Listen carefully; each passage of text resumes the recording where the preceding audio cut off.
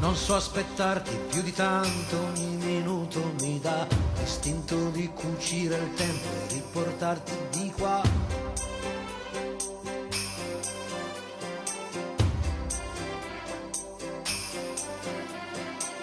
Ho un materasso di parole scritte apposta per te, ti direi spegni la luce che il cielo c'è.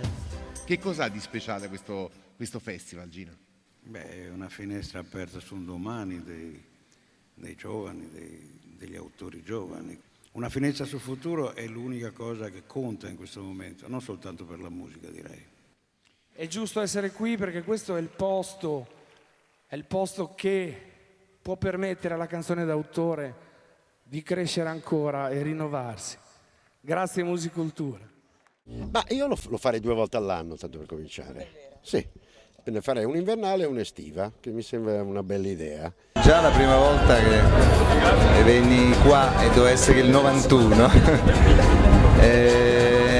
la sensazione era comunque emozionante perché era una manifestazione singolare, fuori dai tracciati normali, usuali.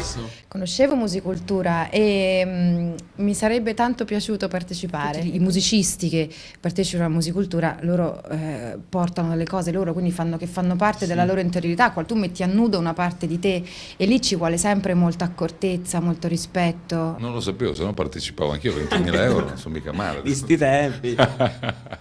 No, beh, questa è un'iniziativa molto forte, anche perché comunque è una forma di finanziamento molto importante verso la musica, verso dei gruppi, dei ragazzi che comunque spendono e si investono nella musica. Musicultura è un palcoscenico meraviglioso, importante, di prestigio, di spessore.